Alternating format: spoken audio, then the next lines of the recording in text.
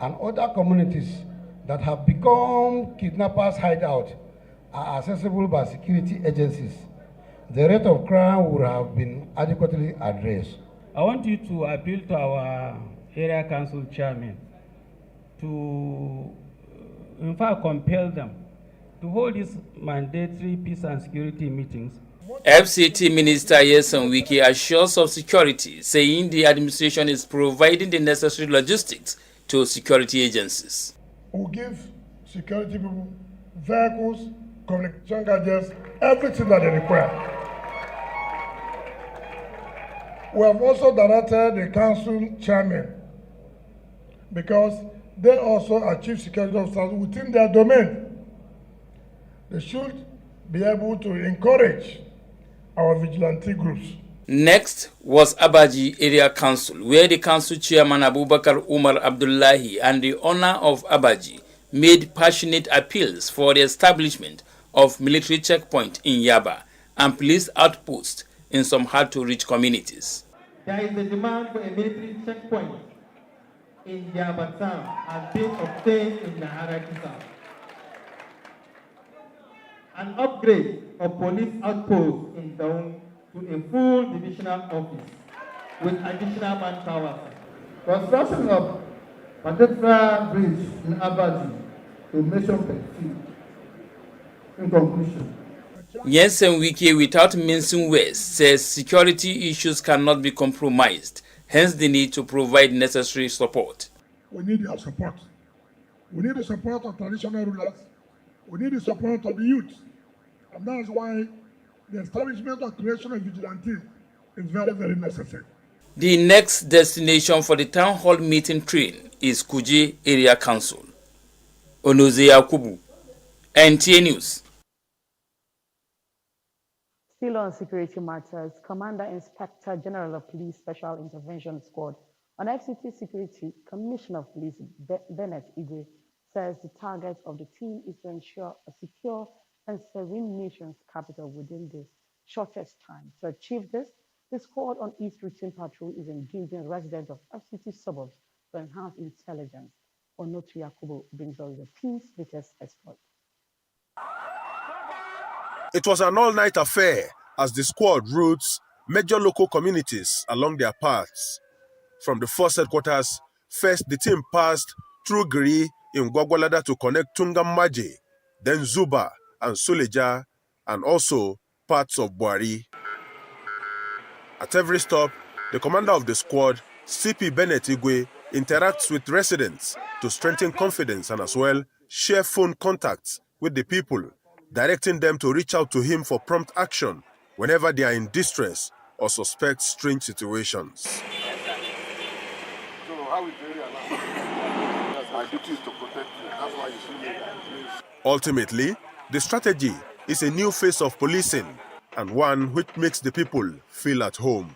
The way they come is something that makes us now be assured that we have security in this country, especially in this Tungamaje. No, we have never experienced this kind of a thing. That is why we are very happy with ourselves, that we have a very good, humble police commissioner who is going to work hand to hand with us to make sure that we have reduced the rate of crime. CP Igwe gives the assurance that the patrol is to enable him close ranks and take stock of the situation, as evident in the outcome of the ongoing operation. That is the purpose of the continuous patrol. You can see how we went through the whole of Trafa this night and the whole of Buhari, all to ensure that Buhari, they said that his failure is now safer. You can see how happy they are. And they said many of them have come back. They have come back and they are happy they are back in their homes.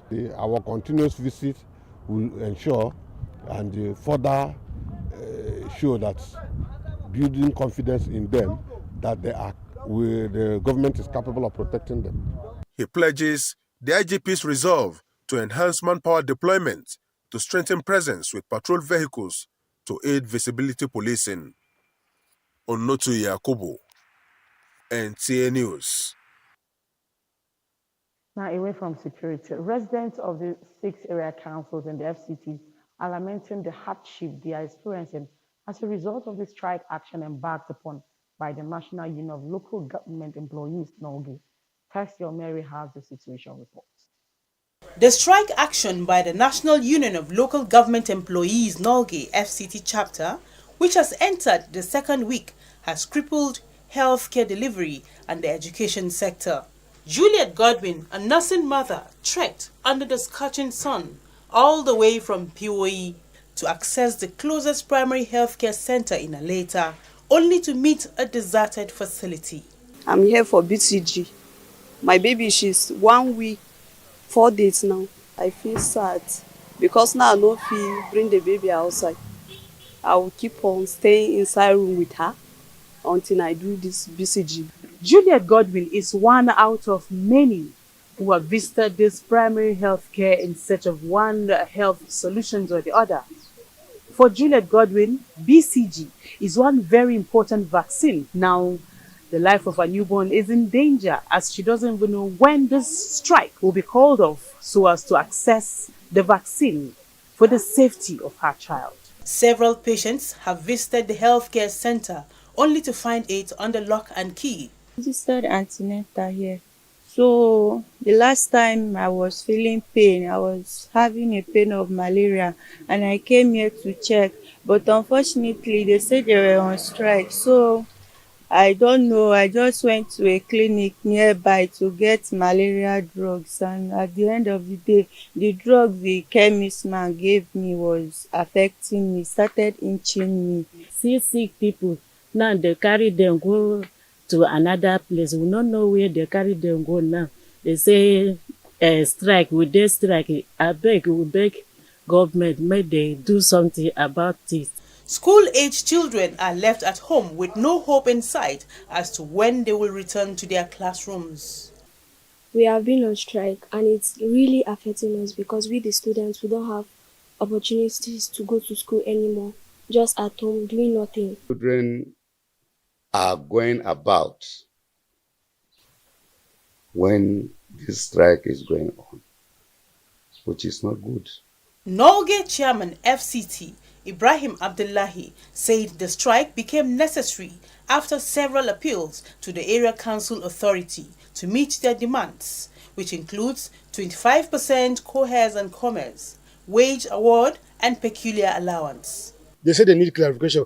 Where else do you have clarification apart from salary and wages? And salary and wages, they have given this circular through administrative secretary. Administrative secretary has written to permanent secretary, and permanent secretary has given approval that these people are entitled to this peculiar allowance.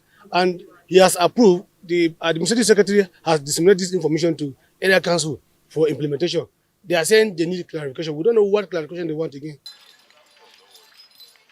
The situation is the same in all the government schools and primary health care centers visited in the FCT. Residents are calling on relevant authorities to reach an agreement to bring to an end this lingering strike so that the likes of Angel and Shadrach, who are eagerly waiting for the school gates to reopen to go back to class. In Abuja, Tessie Omeri, NTA News. Tessie, we just hope that concerned authorities will listen to the plea of residents. Now, today is a special day. Today is World Leprosy Day, which focuses on creating awareness about the long-age disease. The global community is urging all to strengthen commitments and resources towards preventing transmission of the disease, which is diagnosed and treated for free.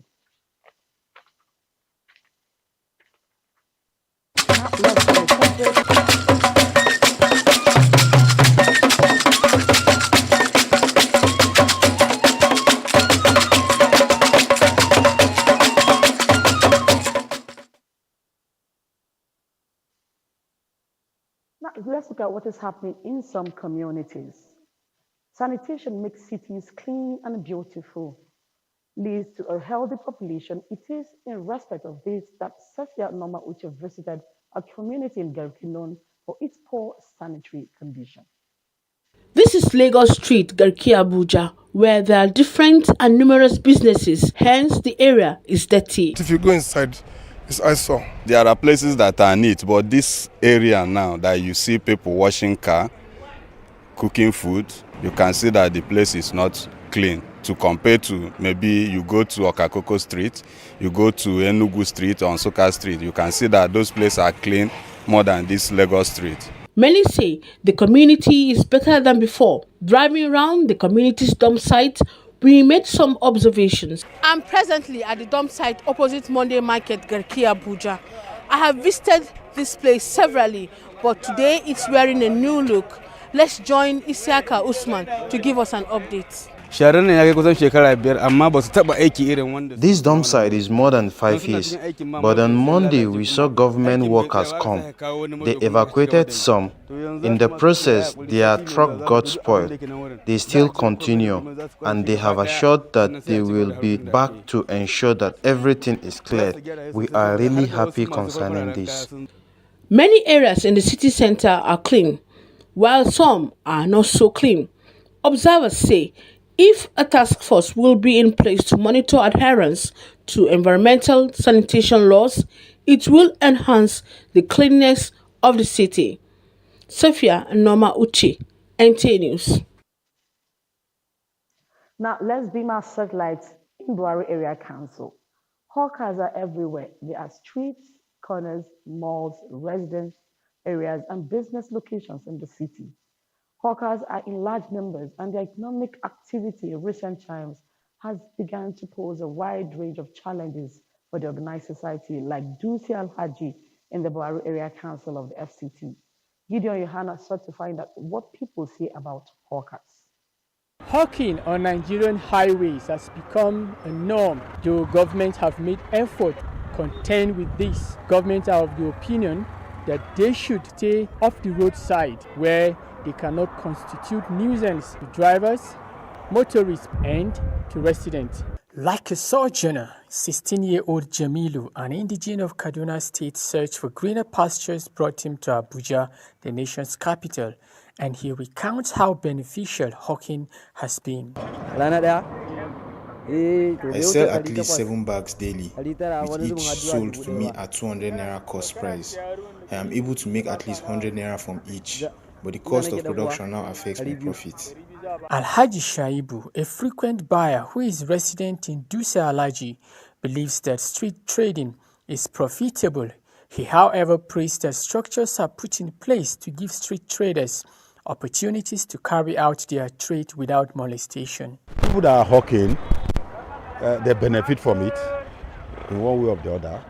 They sell, that is where they benefit from it every blessed day. For them to sell on the road, I don't advise that. After my secondary school, I lost my sponsor, so I decided to do POS business to survive after several trials to get air and land army recruitment. All failed.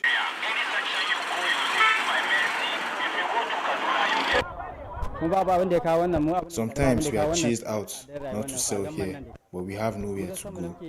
We beg the government to support us so that we can take care of ourselves and families. Sadly, miscreants and hoodlums have taken advantage of the lack of organization in street trading and hawking. They disguise as hawkers only to forcefully catch away unsuspecting persons' belongings. I saw them like people that are hustling, that are hustling to make something. So I just entered and they robbed me at the end of the day. Most of those guys, you see them, they are actually going around to spy, you understand? So that at the end of the day, they will come out and do whatsoever they want to do.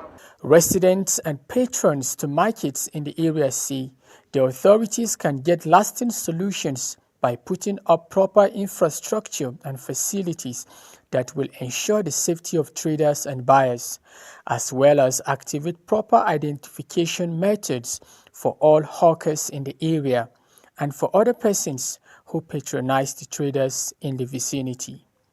In Abuja, Gideon Yohana, NTA News. And that's our package for today. I am Aisha Uba Ali. Good afternoon.